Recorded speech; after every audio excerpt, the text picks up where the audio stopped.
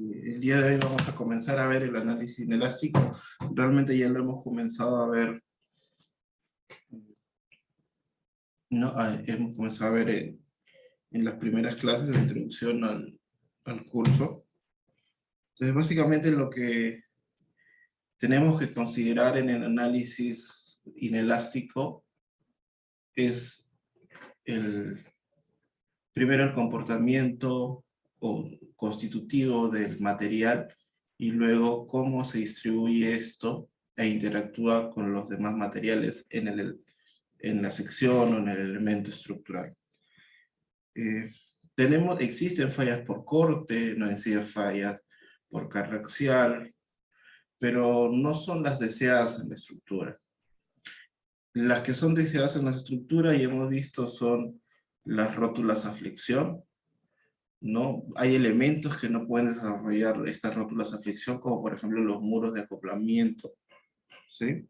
Pero en general lo que uno desea es, si tiene un pórtico, que es el ejemplo más sencillo, que cuando venga el sismo, que puede ser dinámico, un movimiento en la base, o puede representarse mediante fuerzas estáticas, que es una aproximación, desarrolle primero las rótulas en las vigas, y luego se comiencen a desarrollar en las columnas para alcanzar, ¿no? Lo que habíamos hablado de columna fuerte, viga débil, ¿sí? Que son, digamos, el mecanismo de falla deseada. Entonces lo que tenemos que comenzar a analizar es cómo es este mecanismo. Cuando nosotros tenemos la intersección, digamos, ¿no? En el nudo, la viga y la columna, va a desarrollar, ¿no? Hemos visto que, por ejemplo, acá es 2H, una zona de confinamiento, y aproximadamente el centro de la rótula plástica va a estar a un 50% de la altura de la viga, ¿no? En el caso de las columnas, bueno, la dimensión más grande. En este caso, por ejemplo, la altura de la viga puede representarse, o perdón, el peralte de la viga, 0.5 la altura, y la altura, nuevamente cometo el error, no es la altura, es el peralte. Y nosotros sabemos que el peralte puede representarse como el 90% de la altura para elementos tipo viga o columna. Esto sería el 45% de la altura. Entonces la rótula plástica aparecería por acá, y nosotros tenemos que analizar la sección, estos fierros, los fierros que están ahí. Los fierros que se conectan a la estructura, o perdón, que participan en la conformación de la rótula, ¿no? Entonces, por ejemplo, tenemos esta sección, que podría ser la canastilla, más algunos fierros adicionales, y esta es la viga, ¿no? H y esto es B. Esa es la rótula, o esa es la sección. Entonces, esta sección, ¿no? Tenemos que asegurar que no falle por corte, y hemos hablado de eso, por eso que se diseña por capacidad. Entonces, lo que va a pasar es que primero se va a activar la rótula, y nosotros tenemos que analizar. Primero, una de las cosas que va a influenciar la capacidad de esta sección es qué tan confinado está el núcleo del concreto, ¿no? El núcleo de la sección. Y qué tanta carga axial tiene. Si nosotros hablamos, por ejemplo, de un elemento que está en flexión, la deformación va a ser teta, que es el giro, o puede también estar en términos de la curvatura, y la fuerza sería el momento. nosotros ya sabemos cómo se calcula eso. Hacemos una distribución, suponemos que es lineal la distribución de deformaciones unitarias, y a partir de cada deformación unitaria y cada modelo constitutivo podemos conocer. Una de las herramientas que podríamos usar es, por ejemplo, este es deformación unitaria y el esfuerzo.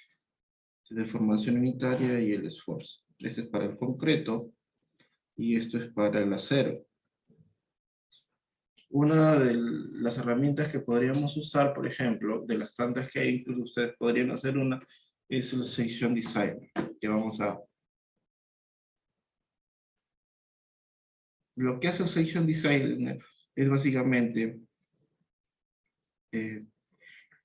calcular cuánto es la fuerza restauradora de la sección, que la fuerza restauradora es, o la resistencia frente a alguna deformación, ¿sí? Incrementando progresivamente esta deformación. Entonces nosotros, como ya hemos visto, podemos identificar etapas en la sección como el agrietamiento, la afluencia, su capacidad máxima y la falla, ¿no? Y la falla del elemento. Si, por ejemplo, fuese una viga, la carga axial es 0, pero si es un elemento vertical como una columna, hay una interacción, hay una flexocompresión. Entonces, ya se tiene que incorporar cuánto es el valor de carga axial para conocer cuánto es la resistencia a la flexión. Y esos son elementos tipo viga, tipo columna.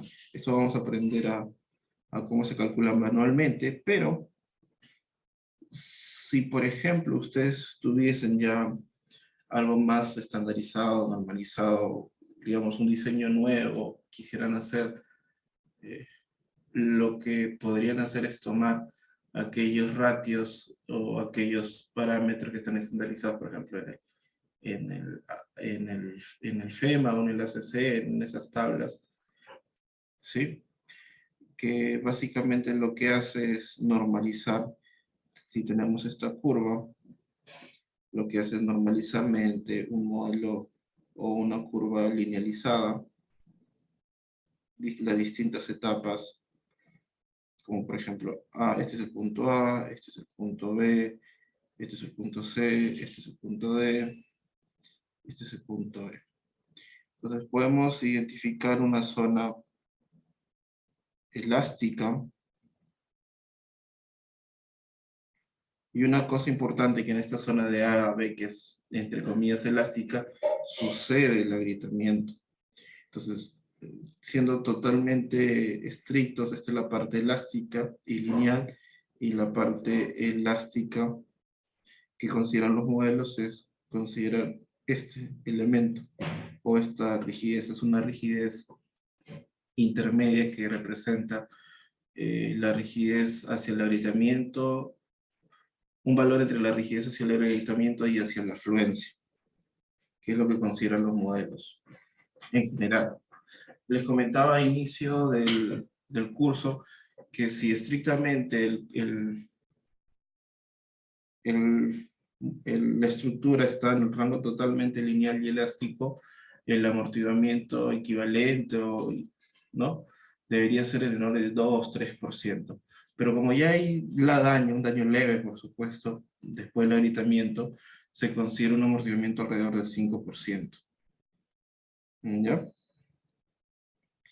Bueno, entonces tendríamos la parte elástica, luego tendríamos 3 niveles de desempeño o 3 niveles de estado de daño, que van a tener algunos límites. Permítanme por acá. Este primero, después del B, es IO, que es immediate occupancy, ocupación inmediata. El siguiente es seguridad de la vida, life safety.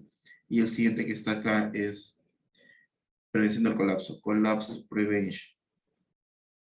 Y el que está por acá, por supuesto, ya es el colapso, no en adelante. Eso es lo que hace o cómo se estandariza. Entonces, lo importante es que tenemos que tener, además de la curva, estos límites bien claros. ¿Ya? Estos límites bien claros. Ahora, si bien es cierto, estos límites son de la estructura, también van a ser un indicador de lo que está pasando con la componente no estructural. ¿Ya? Con la componente no estructural.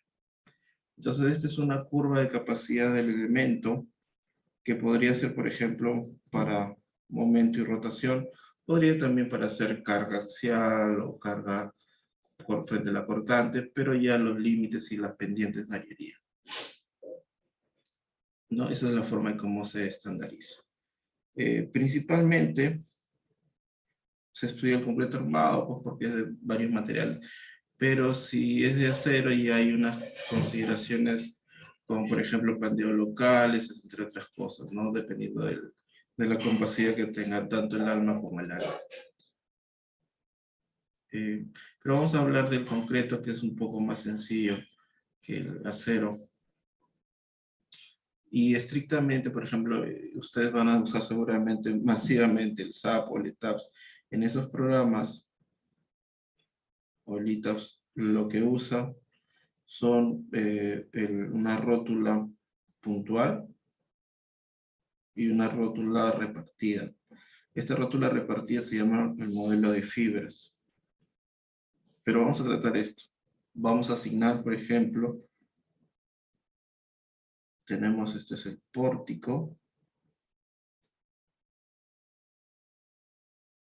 Vamos a trabajar al eje, ¿cierto?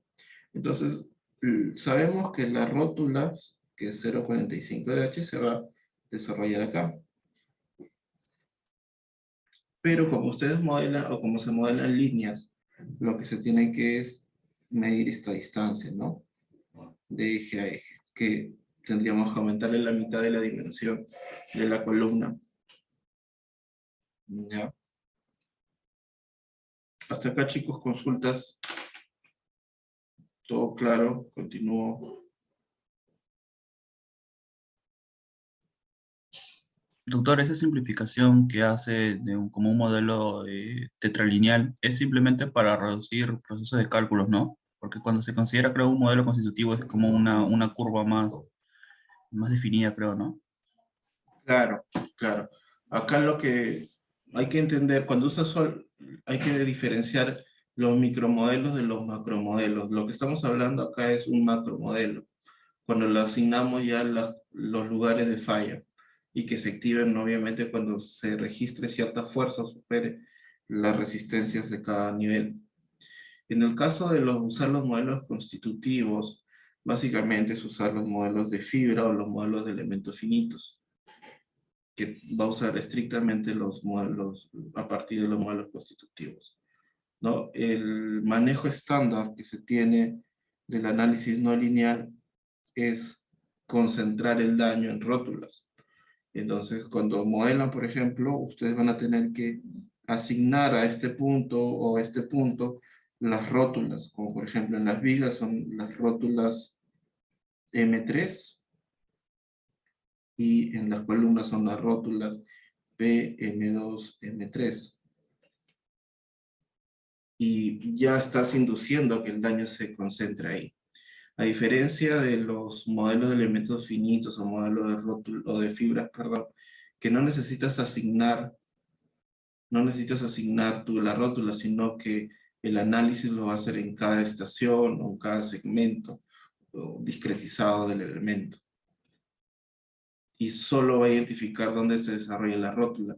Y la rótula no es que sea puntual. Si tenemos 5 segmentos acá, la rótula probablemente inicia acá y luego se va a expandir en una siguiente etapa. Y eso puede ser un modelo de fibras o un modelo de elementos finitos. Sin embargo, el tiempo de cómputo es alto, alto, que solamente se hace o amerita el uso cuando nosotros vamos a hacer estructuras muy importantes, más que por el volumen, por la importancia del contenido, ¿no? no solamente de las personas, sino de la funcionalidad que tiene la estructura. Pero en casos generales, edificaciones comunes, importantes, incluso hasta esenciales, no dependen de este daño, o no dependen, perdón, de este análisis. Se puede hacer mediante las condiciones que presenta la norma. Obviamente va a presentar mayor, por ejemplo, una estructura importante, tiene un valor de amplificación para diseñar para 2475 años, ¿no? Como ya hemos visto. Y el 1 es 475 años de periodo de retorno. Y estrictamente cada estructura tiene parámetros de sobreresistencia. Es decir, que el modelo elástico, que equivale por supuesto a una respuesta inelástica, tiene un nivel de sobreresistencia, que está entre 2 a 3, dependiendo del sistema estructural. En el caso que vamos a un modelo no lineal, ya la respuesta es la real o la más realista. Y nosotros vamos a decir no solamente si se daña o no cuando venga cierto sismo, sino cuánto se va a dañar, que es lo más importante, lo que se requiere. Porque a través del daño o cómo se presenta el daño en la estructura uno va a poder cuantificar la pérdida, que es un valor importante para analizar la viabilidad de ciertos proyectos importantes, ¿no? Eso es lo que se suele hacer en la práctica. Después, en todas las normas, incluyendo, por ejemplo, nuestra norma y la CI también dice, puede usar este método, pero si usted puede sustentar mediante algún otro método más aproximado que su diseño es válido, hágalo. No, bueno, no dice exactamente eso, pero esa es la interpretación. Sí, por ejemplo, lo hemos visto para el diseño de muros de concreto armado, que tiene esos apartados, ¿no? En el ACI. Eh, entonces, eso es lo que se refiere, ¿no?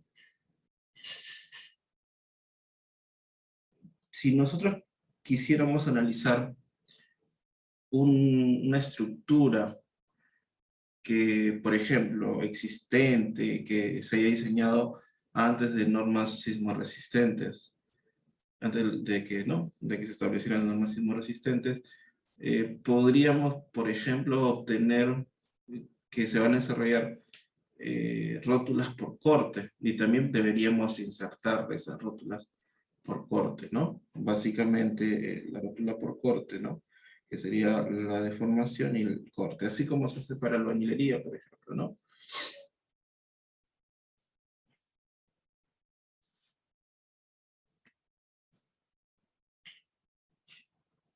Pero generalmente lo que van a ver que se hace es que sean pórticos, o sean muros, o sean arriostres, lo que se hace es se le asignan las rótulas.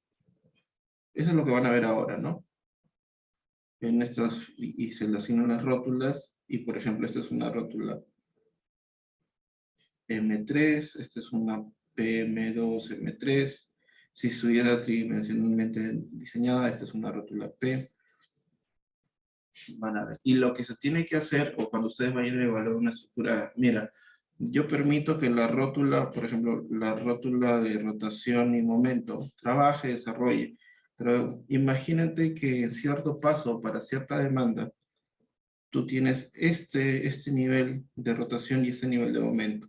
Entonces lo que tienes que hacer es chequear el corte a este mismo, vamos a llamarle paso o step, ¿no? A este mismo paso, y chequear que el corte, este corte, vamos a poner paso J, no supere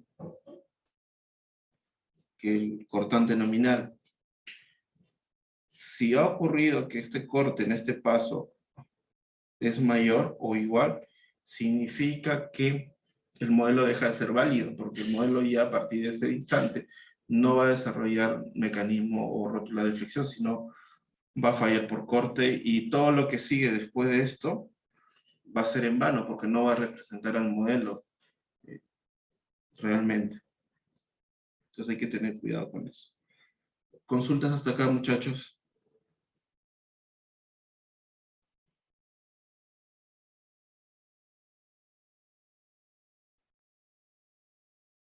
Ya. Por ejemplo, uno podría usar programas, programas como el Drain, el Ruamoco, el OpenSys ahora, que básicamente usan resortes o representan en macromodelos.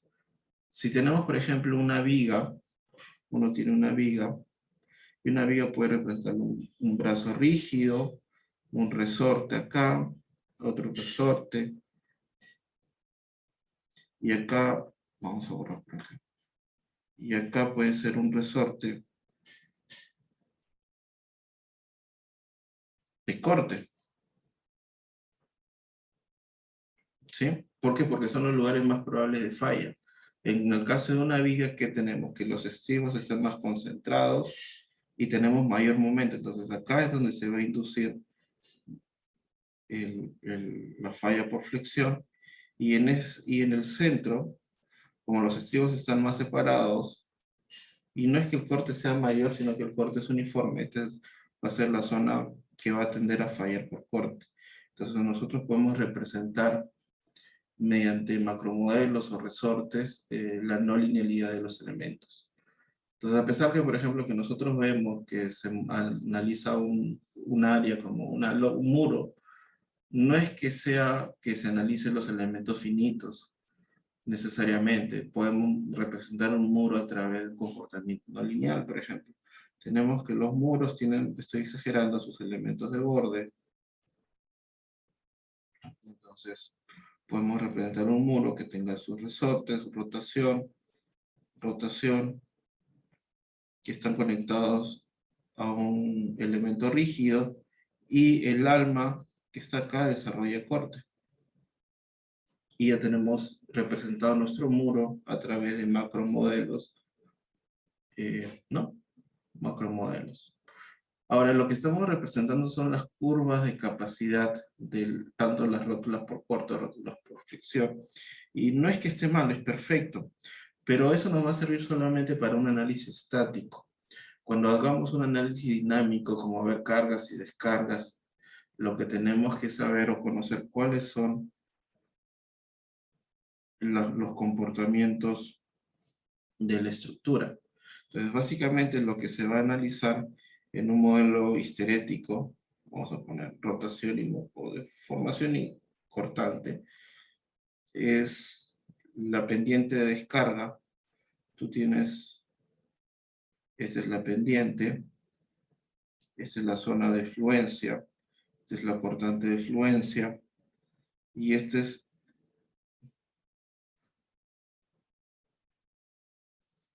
donde delta M no es la capacidad máxima, ¿no? Sino es el desplazamiento máximo alcanzado.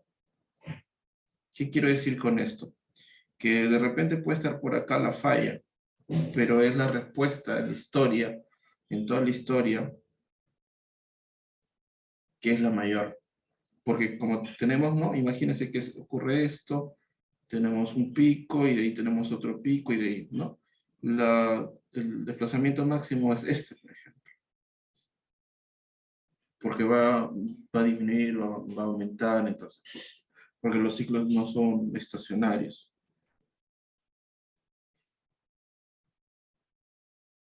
Entonces, lo que vamos a tener, por ejemplo, ¿cómo descargó esto?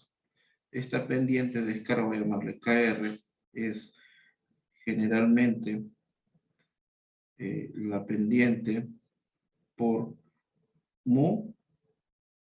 Yo le pongo, les voy a pasar un manual ahora que he desarrollado, que le pongo B0 siempre a este coeficiente. Ya, este valor de B0 es alrededor de 0.5. Voy a suponer que es 0.5 para redondear. Entonces tendríamos que K elástico o K de descarga es igual al K elástico multiplicado por ductilidad. Ductilidad, no se olviden, es igual al desplazamiento máximo alcanzado, este es el desplazamiento de fluencia, a la menos 0,5, ¿no? Entonces tengo que KR es igual a K entre la ductilidad. Por ejemplo, que la ductilidad o que se haya alcanzado una ductilidad, un factor de ductilidad de 2, o de 4, entonces tenemos que KR es igual acá entre raíz de 4, que sería 0.5K, ¿sí? Que se está degradando. Otro parámetro importante son los parámetros que definen el pinch. Por ejemplo, nosotros podemos tener una disipación de energía simpática, de que, bueno, no creo que sea el término, pero que disipe mucha energía, ¿no? Que está bien gordita la curva para una para una misma capacidad. Sin embargo, cuando ocurre el pinching, que generalmente es un endurecimiento y ocurre un ablandamiento por la apertura de las fisuras, entonces lo que va a desarrollar es que esto se haga de esta forma. ¿Y de dónde viene el término pinching? Pinching literalmente es peñiscar. Imagínense que ustedes peñiscan esto, ¿no? Entonces, ¿qué es lo que existe? Existe un endurecimiento, acá tiene una pendiente, acá hay un endurecimiento, y del endurecimiento hay un ablandamiento, y eso tiene que ver básicamente con las pendientes. ¿Sí? Entonces acá hay un softening, cuando se abren las grietas, ¿no? Por ejemplo, imagínate que estás empujando algo y se abren las grietas, ¿no? No hay la misma resistencia. Y hardening, imagínate que las estás cerrando.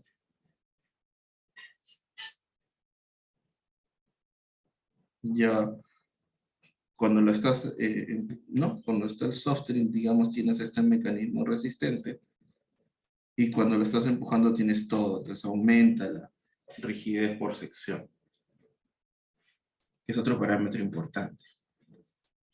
¿Sí? Esos tres parámetros son importantes en la rigidez de descarga, el endurecimiento y el ablandamiento para la determinación de la histéresis. Esas tres propiedades van a determinar la capacidad de disipar energía del elemento.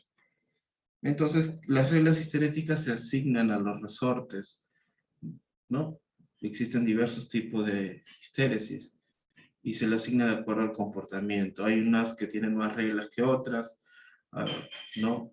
Sin embargo, para representar mejor su comportamiento a veces necesitamos parametrizar más, y depende mucho del comportamiento. Por ejemplo, para el mismo sistema de aislamiento, un sistema elastomérico, o el de péndulo, doble o triple péndulo, o un disipador de energía, viscoso, de fricción o viscoelástico, o aceitoso, van a tener diferentes comportamientos, diferentes reglas.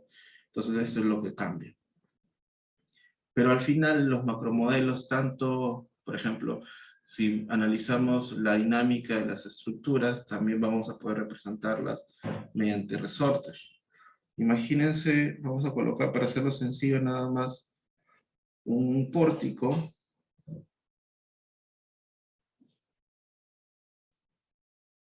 con un disipador de energía de este tipo. Entonces, ¿cuáles son los lugares que podrían fallar? Esto que está acá, esto que está acá, esto que está acá. Sí, podría fallar esto que está acá, podría fallar esto que está acá, podría fallar esto que está acá. Esto podría fallar por pandeo, y acá podría fallar por corte, ¿no? Este es un disipador por corte, entonces. ¿Qué es lo que tenemos? Esto tenemos un PM, esto tenemos un P, esto tenemos un corte,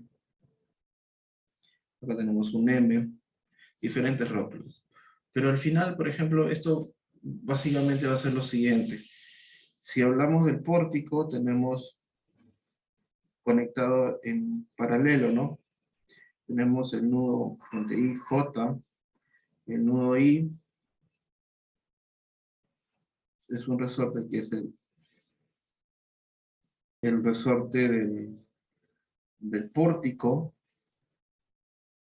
¿no? ¿Qué más vamos a tener? Vamos a tener el resorte,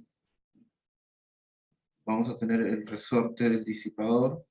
El disipador va a tener en serie el resorte, este es el pórtico, este es el brace o el arrioste, va a estar conectado en serie el disipador, ¿no? Y así está. Es básicamente entender cómo funcionan los nudos. Ahora es estático, pero como esto ya se analiza dinámicamente, el pórtico va a tener su... Vamos a cambiar de color. El pórtico va a tener su amortiguamiento inherente, ustedes ya saben en qué consiste. El brace va a tener su amortiguamiento inherente, ya saben cómo es. El mismo disipador va a tener su amortiguador, que ya no va a ser inherente, va a depender del tipo de disipación que tenga. Entonces ustedes pueden construir un modelo matemático basado en resortes que represente un pórtico, por ejemplo, ¿no? O una estructura, entonces van sumando redes de resortes, como si fuera una resistencia eléctrica, ¿no? Un circuito, perdón, y pueden generar un modelo. Entonces, una cosa es cómo dibujamos, ponemos, pero por dentro, un análisis inelástico se va a representar de esta forma utilizando los macromodelos. Y si uno entiende bien cómo funciona, puede ensamblarlos, ¿no? Para eso existen estos programas como, por ejemplo, el OpenSys o el Rubamoco, que uno va eh, juntando resortitos, cambiándoles, asignándole sus propiedades. Pero ya acá están las propiedades básicas que les había comentado de los, ¿no? De estos rótulas, que es la curva de capacidad y también el comportamiento histerético. Y el comportamiento histerético tiene principalmente tres parámetros, que es la rigidez de descarga, el parámetro de ablandamiento, el parámetro de endurecimiento para representar el pinche. Sí, hasta acá consulta, muchachos.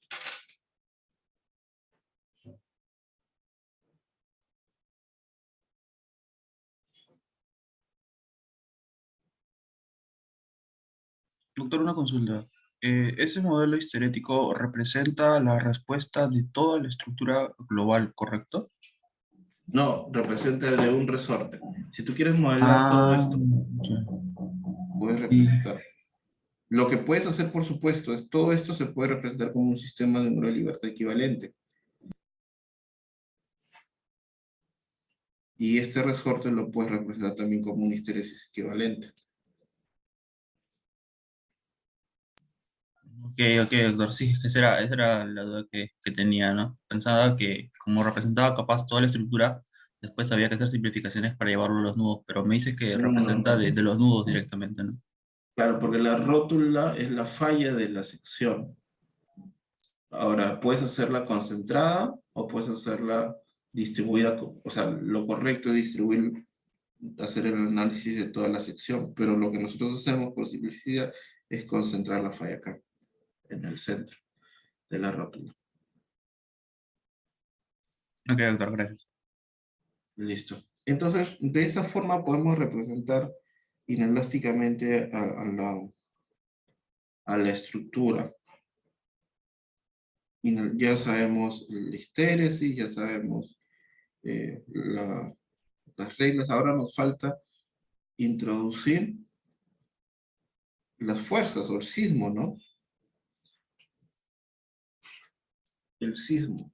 Entonces, me parece que hice una pequeñísima demostración. No sé si se acordarán, pero voy a hacerla más sencilla. Vamos a suponer sistemas de masa concentrada de múltiples grados de libertad. Tres nada más para hacerlo sencillo. Tienes la aceleración en la base, entonces tenemos matriz de masa, aceleración de la estructura, coeficiente de amortiguamiento, velocidad, rigidez, desplazamiento, masa, vector unitario, Este vector unitario es, ¿no? Es porque son 3 grados de libertad y es una dimensión. Pero si trabajáramos con más dimensiones, ya cambiaría esto, ¿no? Sería 1, 0, 0 o 1, 1, 0, dependiendo de las dimensiones con las que trabajemos. Y así es bidimensional o tridimensional. Y esta es la aceleración en la base. Entonces, lo que tenemos que acordarnos es lo siguiente. Esto es la fuerza inercial de la estructura. Esta es la fuerza amortiguadora y esta es la fuerza restauradora. Esta fuerza restauradora, bueno, está representada matricialmente, pero es esto. Este es Q, y este desplazamiento, y la fuerza restauradora es esto que está acá, ¿no? ¿Qué resistencia presenta frente a una deformación la estructura? Entonces vamos a tener una rigidez instantánea, porque si trabajamos mediante incrementos, imagínense un delta de tiempo, la rigidez instantánea va a ser esto, que es básicamente, no es una función continua, sino sería la derivada, pero es la tangente a los puntos, ¿ya? Entonces tenemos que diferenciar rigidez instantánea de rigidez elástica, y también de rigidez equivalente. Si quisiéramos hacer un modelo equivalente, elástico, que represente el comportamiento lineal, perdón, que represente el comportamiento inelástico, tendríamos que usar una rigidez equivalente, y ya habíamos hablado de aumentar el amortiguamiento. Entonces, para el ensamble del coeficiente o de la matriz de amortiguamiento, existen diferentes criterios, ¿no? La matriz, por ejemplo, de amortiguamiento puede ser proporcional a la rigidez elástica, puede ser proporcional a la masa más la rigidez elástica, que es la de Rayleigh. Podemos hacerlo también que sea proporcional a la rigidez instantánea, ¿sí? Esto va a depender principalmente del tipo de estructura que estemos modelando, ¿no? ¿Cuál es lo que recomiendo? Este. ¿Sí? Esto subestima la respuesta, esto la sobreestima, y el que tiene un balance es este que está acá, ¿no? Luego existen diferentes criterios de integración numérica.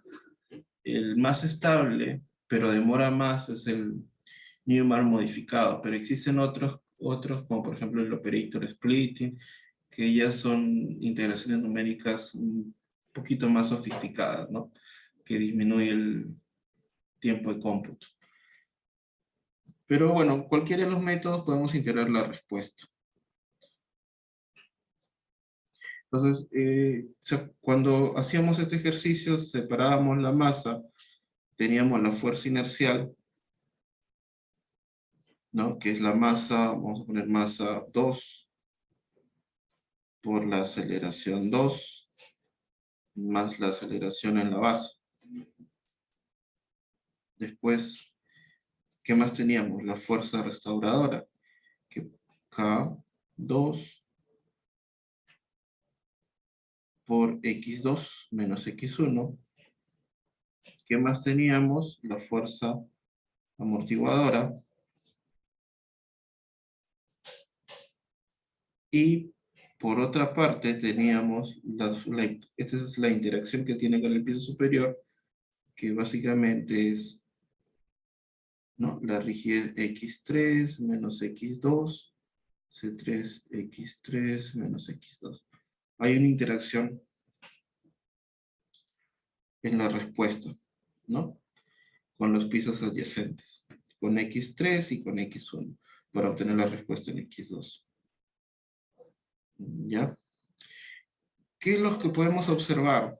Que la fuerza que nosotros podríamos representar como estática, básicamente va a estar definida por esto que está acá, ¿sí? El otro es consecuencia de la estructura de la interacción que existe. Entonces, esta fuerza estática que está acá, esta fuerza estática, ¿no? Si recordamos, por ejemplo, sistemas de un grado de libertad, tenemos la masa por la aceleración,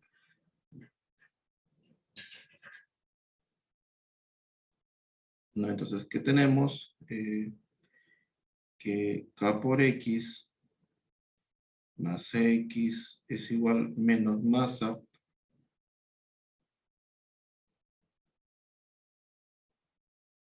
Entonces acá tenemos la fuerza inercial y acá tenemos la fuerza restauradora y acá la fuerza amortiguadora. Como trabajamos con los valores máximos en la curva de capacidad, suponemos que esto para un X máximo, o sea el pico, esto es 0. Entonces nos quedamos que la fuerza restauradora es igual que la fuerza inercial, ¿sí? Y esto que está acá, no se olviden, esta parte que está acá es el SA.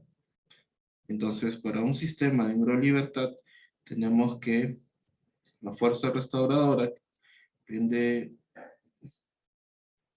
máxima es igual a menos la masa, no se olviden, factor de participación, para cierto modo, SA, para el modo que corresponde, por la forma modal, ¿no?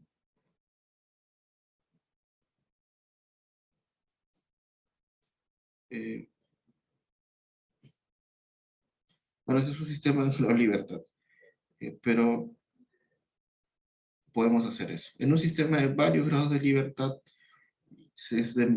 ¿no? ¿Qué podemos hacer? Que la fuerza, vamos a poner la fuerza externa, supuesta fuerza externa sea igual a esto. La masa por la aceleración. Si hablamos de manera modal y solamente consideramos el primer modo, 1 y 1, podemos decir que la fuerza, masa, factor de participación, SA1 por el modo 1. Y podemos decir que esa supuesta fuerza externa, esa supuesta fuerza ficticia que se debe a las fuerzas inerciales, es igual, ¿sí?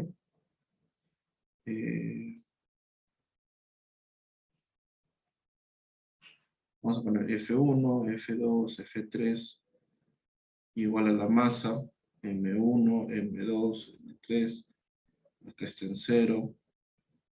Luego tenemos el factor de participación. El factor de participación, bueno, veamos la parte matricial. 1, 2, 3, para el primer modo. Y esto que está acá. ¿Sí? Estos son escalares, pero el factor de participación no se olviden que puede representar modo transpuesto por masa por 1, entre modo transpuesto por masa por otra vez el modo, ¿no? Entonces llegamos a la conclusión que el FJ para el grado de libertad J es igual a la masa J por J,1 multiplicado por el factor de participación del primer modo y 1. Y si queremos, por ejemplo, ¿qué podemos tener, por ejemplo, acá? Que en una estructura, estamos hablando de 3 pisos, si queremos hacer un análisis estático, las fuerzas que tienen, ¿no? Esta distribución deben ser proporcionales a la masa por la forma modal. Como esto es igual para toda la estructura, no hay problema, ¿no? Eso podemos simplificarlo. Entonces, la fuerza de la libertad J es proporcional a la masa J por la forma del modo.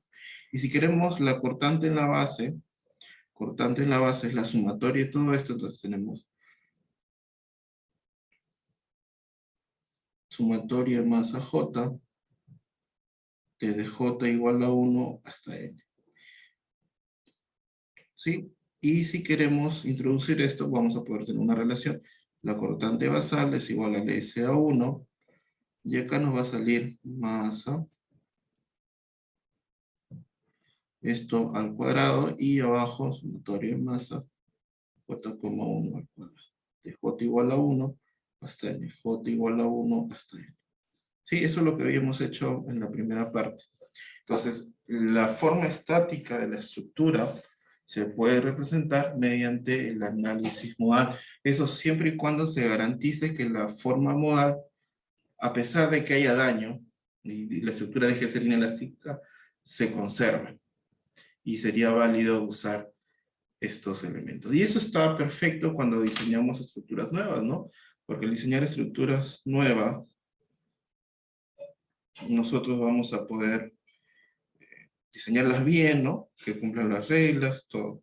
Pero si tenemos estructuras que vamos a evaluar, donde hay irregularidades, por ejemplo, como irregularidades de piso débil, o que terminan, o piso blando que termina en un piso débil, ya las formas modales no se aplican. ¿Por qué? Porque la forma modal cambia. Vamos a imaginarnos esta estructura, me parece que ese tema ya lo toqué, ¿no? Buscamos la estructura y se va a desplazar progresivamente, hasta la falla del primer piso seguramente. Pero si tenemos una estructura con un piso débil, vamos a poner acá, entonces, digamos, se deforma elásticamente, en la siguiente deformación ya comienza a superar el daño,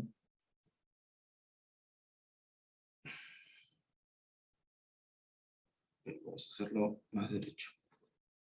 No hay problema, todo se distribuye, pero acá ya comienza, ya colapsó, entonces ya se concentra el daño, y como ven acá la deformada es diferente.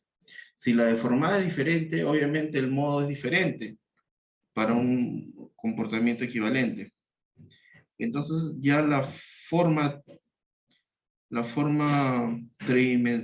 distribución casi triangular ya no aplica. Si no, tendríamos el método estático, tendría que representar esta condición. Sí, tendría que ser, por ejemplo, esta fuerza. Esto debería ser la forma de la fuerza.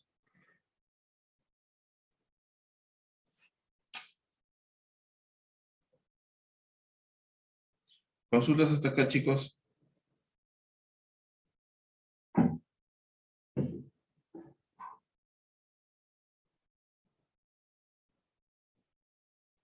¿Todo claro hasta acá?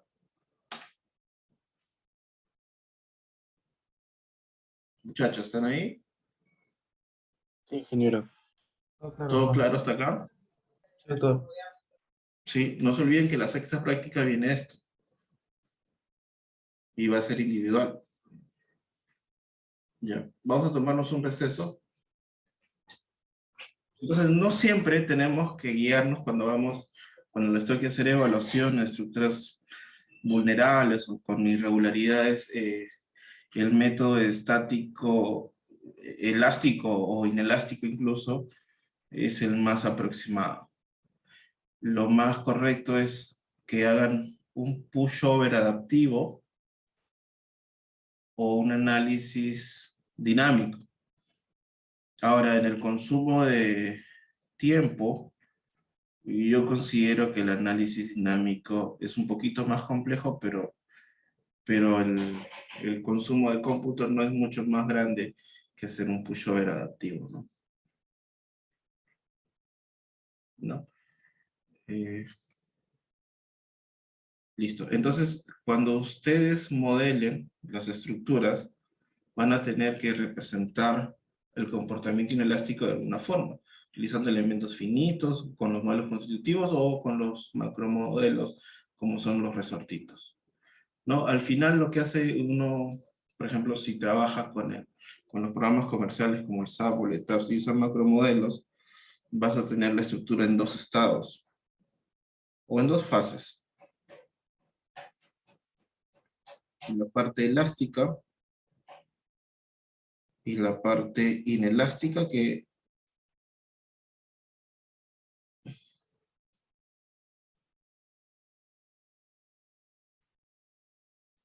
donde todas las rótulas ya están considerándose, ¿sí? No es que estén activas, sino en la parte inelástica. ¿Qué quiere decir? Por ejemplo, vamos a concentrarnos en esta rótula, ¿no? En esta rótula. Nosotros habíamos dicho que el comportamiento estandarizado es de esta forma, ¿no? A, B, C, D, E. Pero para que no desgaste el consumo de tiempo y no esté evaluando esta curva para cada paso, ¿no? Cada paso me refiero a cada incremento de desplazamiento o cada empujón, lo que hace es lo siguiente.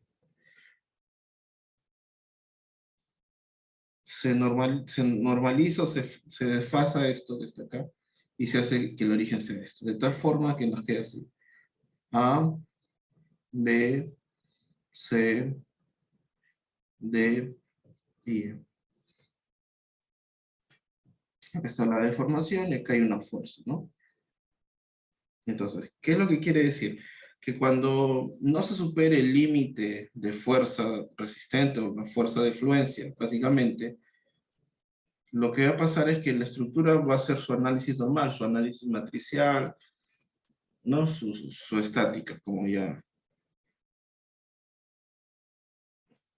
no hay problema. Pero cuando ya se comience a activar la rótula, es decir, cuando se supere, ¿no? Va a comenzar a trabajar con esta función. Ya no va a trabajar con este arreglo, sino va a trabajar con esta función. Y se comienza a actualizar la matriz de rigidez de la estructura. Y eso se vuelve rigidez instantánea, paso a paso, ¿no? Vamos a poner step por step, paso a paso.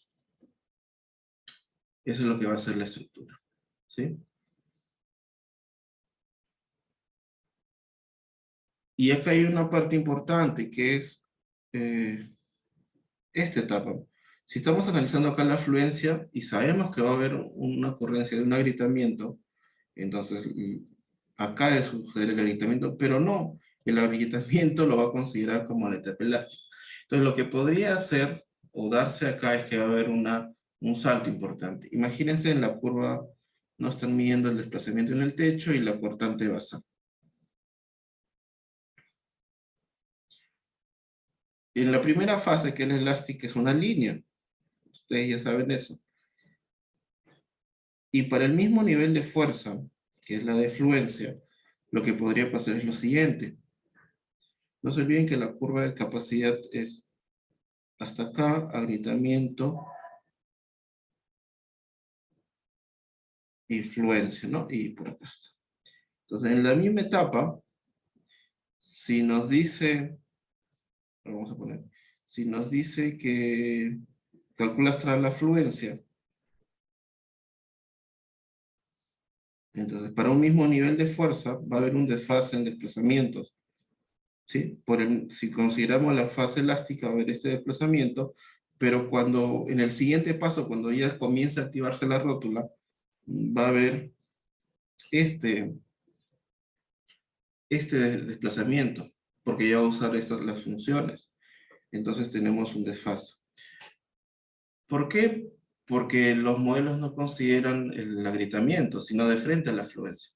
Entonces, para superar esto, lo que tenemos que hacer, cosa que no se debería hacer en un análisis elástico usando nuestras normas, es degradar la rigidez. Degradar la rigidez elástica para que aproxime, ¿no? Este es K0 y esta es una rigidez elástica. De tal forma que cuando pase, o cuando hay ese salto de la fase elástica a la fase inelástica, no haya una incompatibilidad de desplazamientos o deformación. ¿Ya? Entonces, ¿qué es lo que tenemos que hacer? Degradar los elementos estructurales, las rigideces. ¿Cuánto podría ser en un 50 o un 70%? ¿No? Podría ser un 70%, por ejemplo. Con el objetivo de reducir esta incompatibilidad. ¿Ya? Entonces, cuando hagamos los modelos, básicamente pushover, que es lo que vamos a aprender en esta parte, es redegradar la rigidez para reducir esta compatibilidad. Un valor muy, muy grande, sí, digamos, a granel todo sería un 70% todo, ¿no? Pero estrictamente lo que hacemos es degradar más las columnas y que las vigas, ¿no?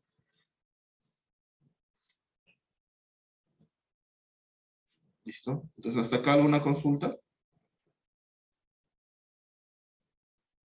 ¿Todo claro?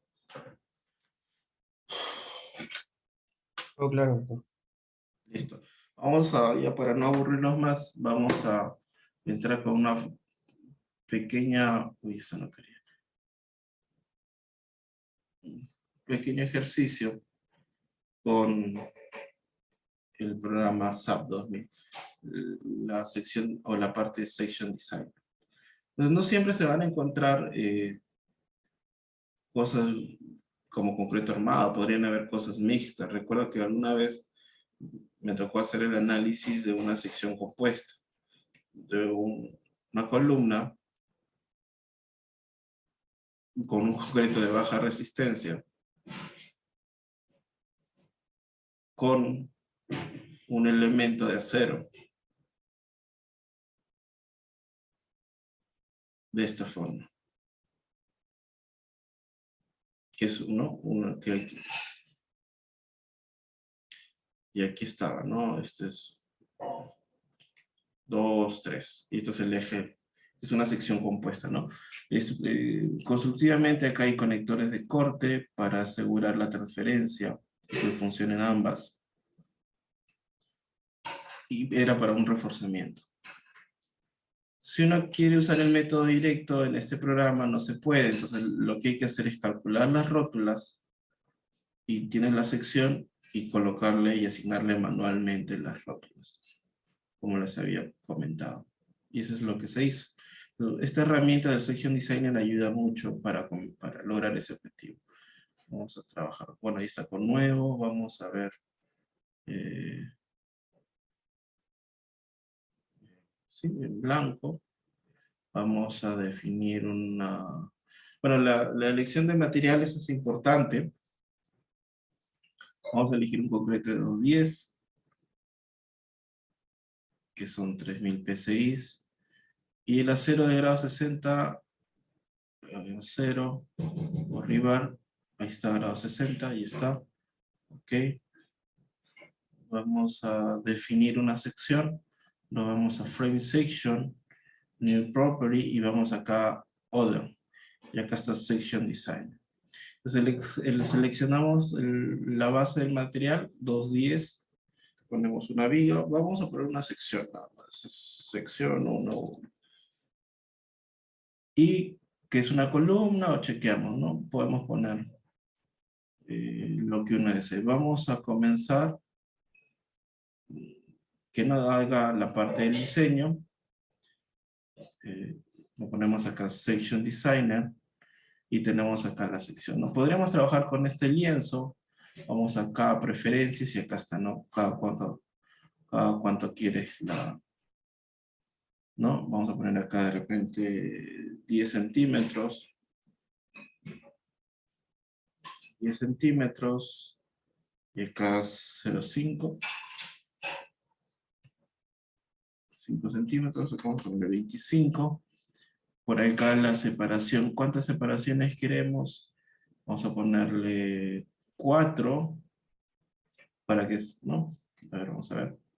Listo. Por ejemplo, acá tenemos, vamos a hacer un zoom. Acá tenemos 4 separaciones. 1, 2, 3, 4 para tener espacios, ¿no? Entonces puedo, por ejemplo, si ven acá la parte de abajo, tengo 0. Acá tengo 5 centímetros. Vamos a poner en milímetros. 50. Entonces puedo, por ejemplo, escoger esto para que se seleccione. Y podemos diseñar o podemos colocar alguna columna, ¿no? Por ejemplo, podríamos colocar una columna T. Dibujamos un polígono. Vamos a tener, acá hay un, 100, un poquito más, 300 y 300. Sí, vamos a colocar acá hasta otros 300. Vamos, acá tenemos, sí, acá miren, el X es 150, acá es 100. Acá es, sí, acá tenemos 10 centímetros, 15, 20, 25, 30. Vamos acá.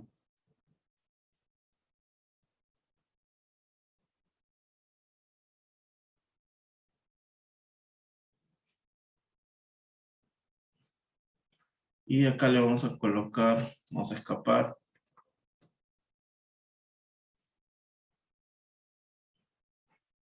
Voy a quitar esto, y vamos a seleccionar. Si seleccionamos, acá está el concreto, y acá podemos usar las reglas que nosotros queramos, ¿no? Confinado y no confinado.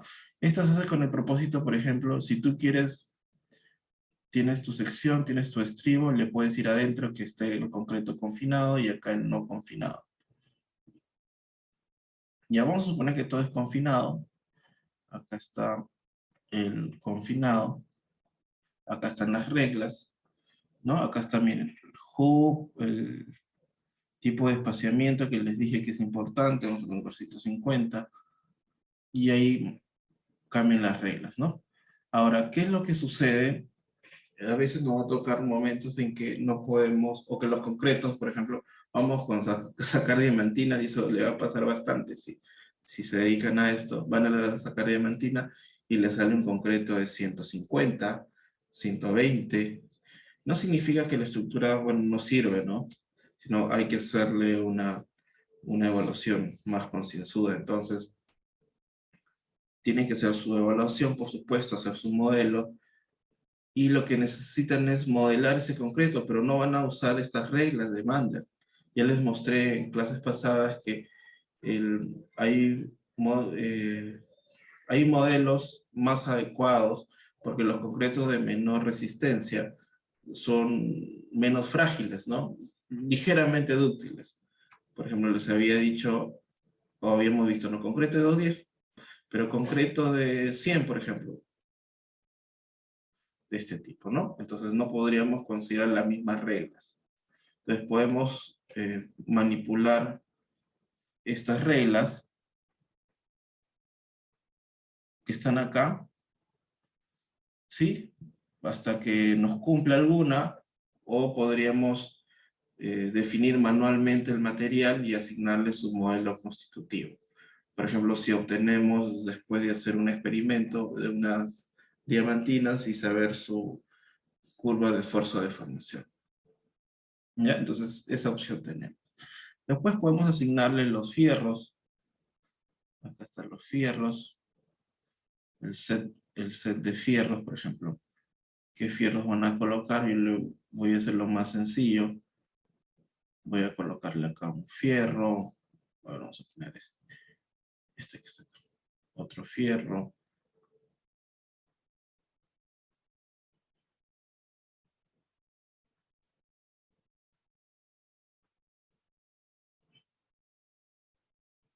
Listo. Y si revisamos el fierro, acá están, ¿no?, el 5/8, el grado 60, acá está todo esto. Entonces ya tenemos la sección y lo que podemos calcular es, por ejemplo, el diagrama de momento rotación o momento curvatura. ¿Qué va a hacer? Es una integración numérica, ¿no? Y aquí está, momento curvatura, por ejemplo. Sí, tenemos el momento curvatura, entonces acá en este diagrama tenemos cómo varían las deformaciones. Entonces nosotros queremos, por ejemplo, miremos esto, queremos que esto llegue hasta 3 por 1000. ¿Ya? Para decir, bueno, hasta acá es la permisiva o la máxima.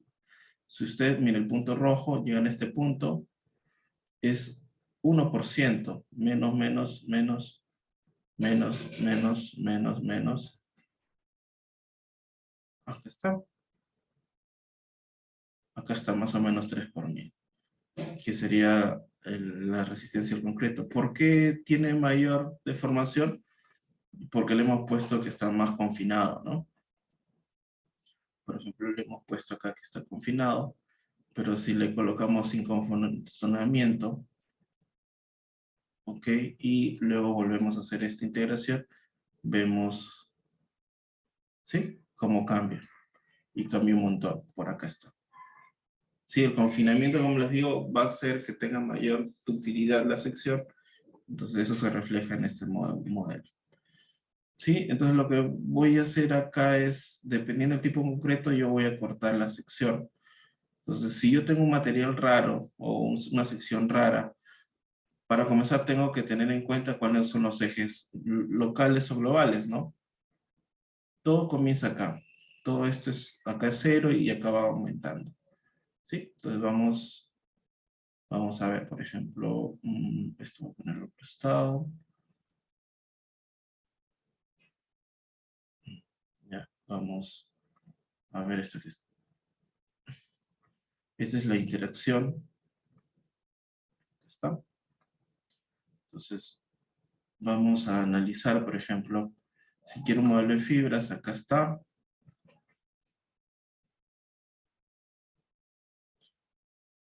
Esta es la integración, ¿no? La integración que lo hace por defecto, el modelo de fibras. Voy escogiendo yo cuál me favorece mi cálculo, ¿no? O cuál es el más adecuado. Vamos a usar la integración pura. Un modelo idealizado puede ser este, ¿sí? Entonces vamos a trabajar, por ejemplo, acá yo le puedo decir que grafique, acá tengo 400 por 10 a la menos 6, creo que me grafique hasta 80 por 10 a la menos 6. 80 por 10 a la menos 6, acá está. 80 y a la menos 6. Listo. ¿Sí? Entonces, si quiero normalizar esto, tendría 1, 2, 3 y 4. Y lo que tengo que hacer es mantener que el área de la línea verde, o que está bajo la curva verde, se parezca al área de la curva que está linealizada, ¿no? O multilinealizada. Y ya está, y ya puedo determinar los puntos. El programa no es que jale de acá y haga la rótula, tengo que asignar la rótula. Sí, es más, yo puedo modificar la sección, pero tengo que actualizar la rótula luego, no es que automáticamente se actualice. Entonces, ¿qué otra cosa es importante? Por ejemplo, acá estoy con 0 grados. ¿Sí? Vamos, si ponemos, por ejemplo, 180, vamos a ver la diferencia. Miren acá en la resistencia, está como 22.5 por 10 al cubo. Estamos trabajando en kilos por metro. Le refresco un poquito, 180, miren, con 0, refresh, con 180, refresh. Si yo pongo 90 y 270 deberían ser muy parecidos. 90 y 270. ¿Sí? Entonces acá me parece que no lo he modelado igual. A ver, vamos a ver. Si tenemos 0 grados, ¿sí? Estamos considerando que estoy aplicando acá la fuerza, ¿sí? O sea, tengo el momento que está así. Si tengo este 0 grados, esto que está acá es 90 grados. Vamos a ver. 90 grados. 270 grados. Ya. 270, perdón, 90 grados. O sea, refresh. 90 grados es que estoy aplicando de esta forma la fuerza. Esto es 90 grados. y esto es 270 grados. ¿Sí? 180 grados. Estoy hablando de la dirección de la fuerza, no de la medición del momento, ¿no? ¿Sí? Y 0 grados. Esa sería la convención.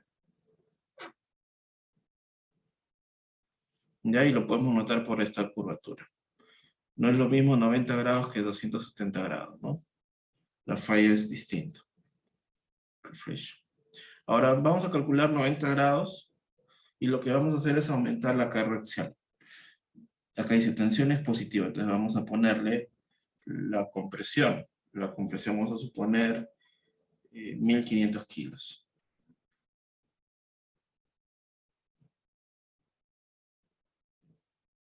Creo que no está en kilos, está en toneladas. Oh, no.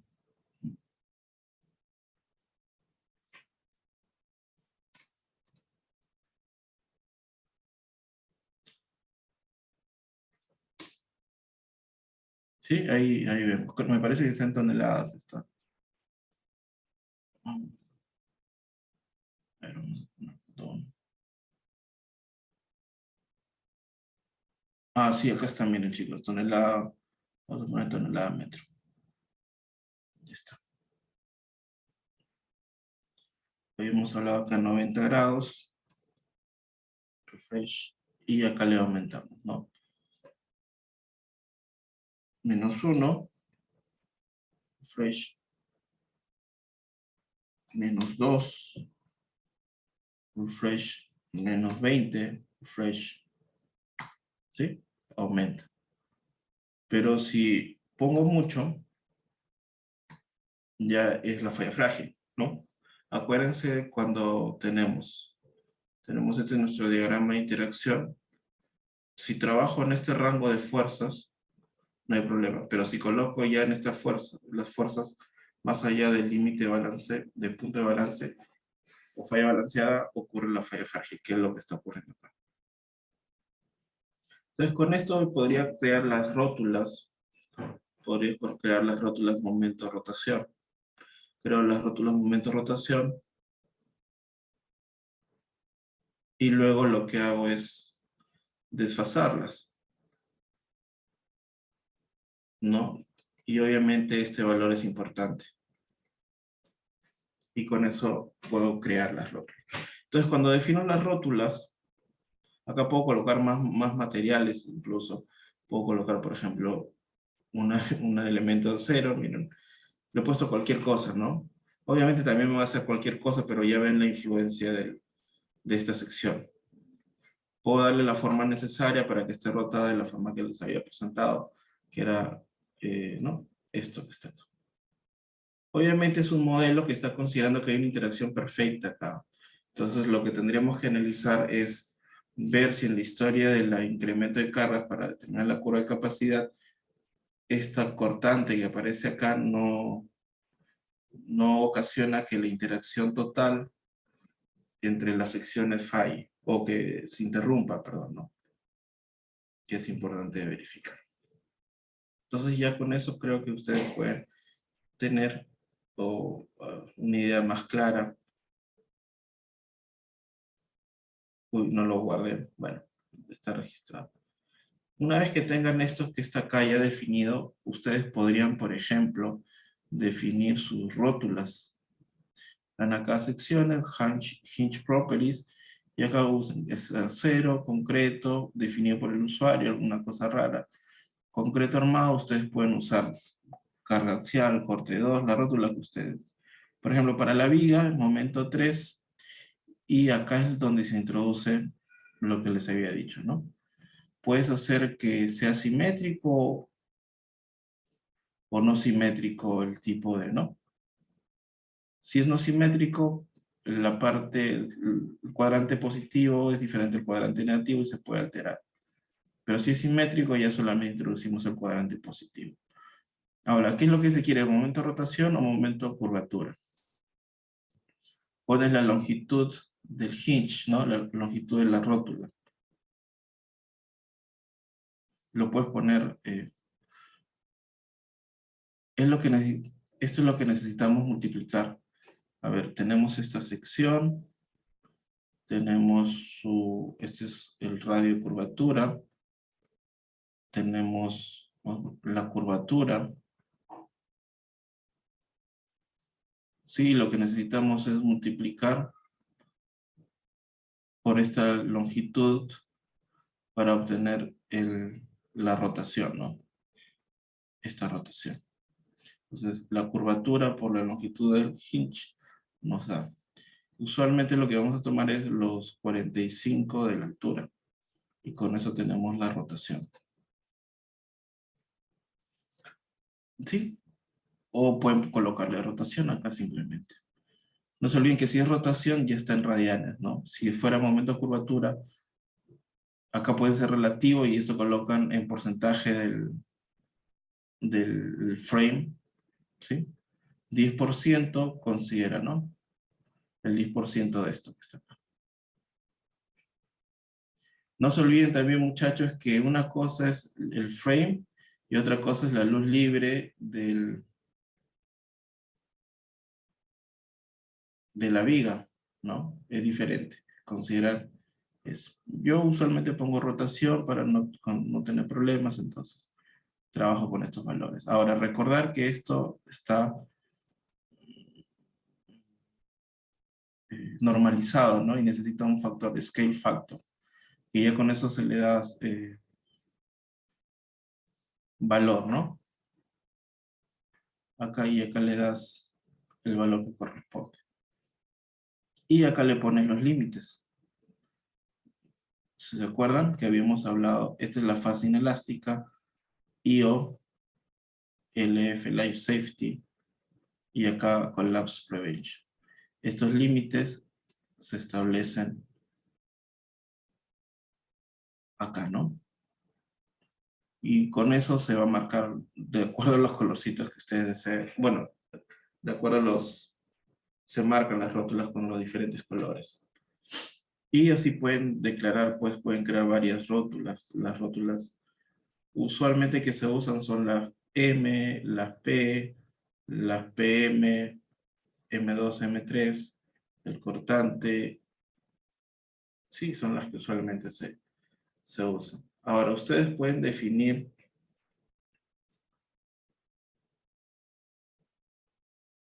¿sí? Por deformación o por fuerza, ¿no? Lo mejor es hacerlo por deformaciones, porque uno va controlando la deformación poco a poco, es lo que va monitoreando, que es lo que se recomienda. Porque por fuerza, por ejemplo, imagínate, tienes esta fuerza y puedes saltearte de acá hasta acá, y qué va a hacer el modelo es seguir esta línea y esta área que está acá no va a ser controlada, ¿no? Se va a saltear, porque va a seguir las reglas de esta curva que está. En fin. Consultas hasta acá.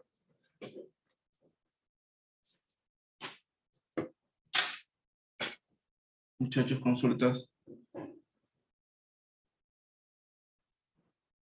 Doctor, disculpe, ¿hay alguna referencia donde se pueda ver el procedimiento paso a paso como para poder, si alguno quiere programar tal vez algo simplificado de esto? ¿Qué quieres programar? ¿Un pushover? Tal vez podría ¿O ser. quieres? Porque vamos a hacer un procedimiento para hacer un pushover, pero eso va a ser la próxima clase. Ah, ok, ok. Sí, eso va a ser la próxima clase.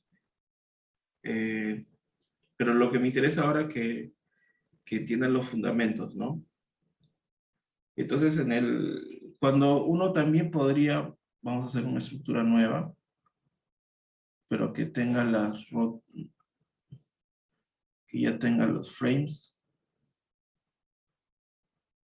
¿ya? Vamos a seleccionar, por ejemplo, las columnas. Uno puede asignar también los hinge, poner frame, hinge, y acá le asignas, ¿no? ¿Dónde está el hinge? Si tienes esta columna, le dices quiero que esté por acá y por acá. Es como tiene IJ, entonces dices, ah, mira, quiero que uno esté al 15%. Y le pones auto y pones add hinge. Y acá los buscas, esto buscas según los ratios que hayas insertado en la sección, no las características de acero o de materiales, cantidad de refuerzo, etc. Analiza los ratios y ubica en la tabla y saca los valores y lo que hace es definir estos límites. Y acá puedes seleccionar el tipo de elemento, acá están las tablas, podemos ir a buscar acá y dices quiero columna de concreto. ¿Qué tipo de rótula quiero? Quiero momento M2, M3. Y ahí de dónde saco los valores de carga axial y V. ¿De dónde? De un combo, bueno, acá no está definido, pero debería crear un estado de carga de servicio. ¿Sí? ¿Por qué? A ver, imagínate tienes la curva de momento de rotación. Entonces, por servicio, va a estar acá. Pero tú lo que quieres es un estado más o menos promedio de la norma. Imagínate cuando ocurre el sismo, va a estar en este rango, ¿no? Entonces, lo que tú tienes que decir, ah, mira, ¿de dónde quieres que saque esta carga? Porque sabemos que mientras más carga axial haya, el momento resistente va a subir. Entonces, se le asigna acá qué combo o qué patrón de cargas va a sacar esta fuerza. ¿Para qué? ¿No? ¿Para qué estado de carga? Y acá le dices, ¿cómo sería el mecanismo de falla? Pones la condición más común que considere falla por córtica, falla por fricción o solamente falla por fricción. Y dices, después de punto E, no se olviden, comienza A, B, C, D, E. Dice, después del punto E, se cae. O puedes poner que se extrapola, o sea que continúe. Sería mejor colocar esto para evitar inestabilidad. Porque ya, bueno, realmente ya la estructura se cayó por acá, ¿no? Cuando tienes estructuras con mucha capacidad de utilidad, o sea, pórticos especiales, muros especiales donde está bien confinado todo, podrías considerar que la estructura puede proteger o puede resistir en pie, o sea, colapsando técnicamente, pero estando ahí en pie, solamente soportando su propio peso. Pero si no tienes condiciones especiales, o sea, los elementos, es decir, condiciones de alta ductilidad o alta disipación de energía, ya esta parte podríamos asumir que en esta parte ya la estructura está por el suelo.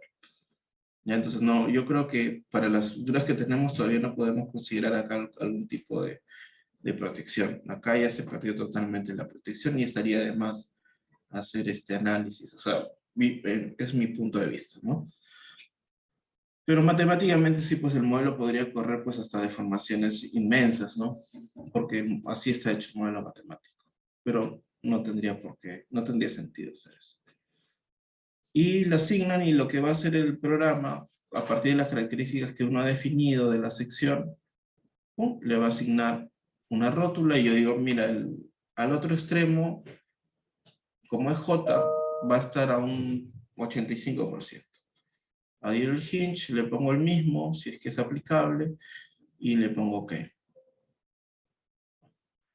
Bueno, en este caso no es compatible porque esto no es concreto armado. ¿Esto qué será? Una sección cualquiera. Si hubiese colocado, por ejemplo, concreto armado, esto me va a funcionar con todo eso cero, ¿no? Esto me va a funcionar perfecto si yo hago esto para cero. Entonces le digo asignar frame hinge y pongo 0.15 add hinge steel beams, steel columns, PM3, ok, 85, add hinge, ok, ok. Y ahí sí ya me entendió porque esta estructura es de acero. Entonces, lo que hace es jalar los ratios que yo he definido y asignarle una rótula. Por ejemplo, si yo quiero acá, acá está la rótula. Acá están las curvas, ¿no? O quiero ver la superficie de falla, acá está. Lo que va a tomar. Esto es lo que ha construido el programa. Si yo, por ejemplo, cambio acá de sección y yo no quiero un W tal por tal, sino otro W, lo que estas rótulas no se van a actualizar y yo tendría que hacer el mismo proceso de actualización de rótulas. Y eso hay que tenerlo en cuenta. Y así puedo ir de manera automática generando rótulas de acuerdo a las estructuras que estoy evaluando. Para recordar que esto funciona bien para estructuras nuevas, pero en estructuras existentes tendría que verificar la aplicabilidad de esas normas en la estructura. Calidades de concreto, de materiales, entre otras, ¿no? Consultas hasta acá.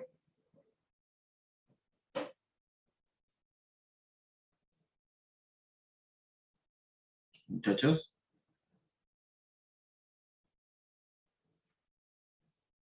¿Qué opinan? ¿Todo claro? ¿Alguna duda?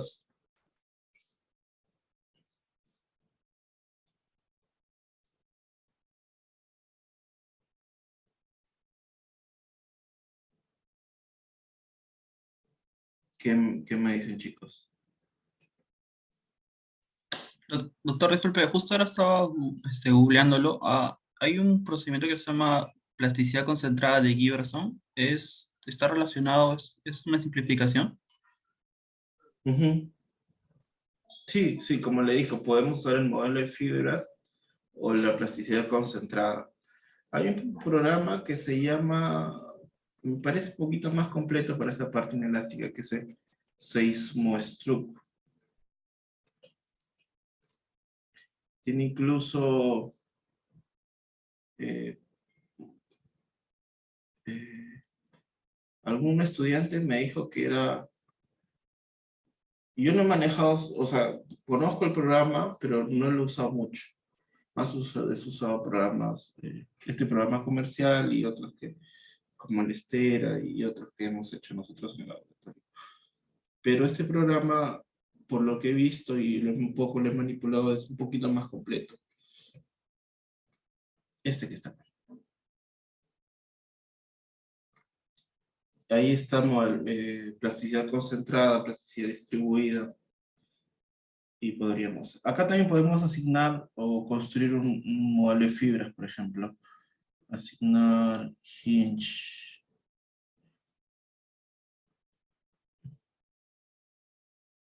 Vamos a poner acá, por ejemplo, asignar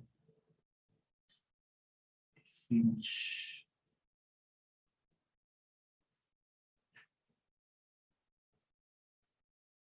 Acá está, ¿no? Y esto lo va a construir. ¿Se acuerdan lo que habíamos trabajado?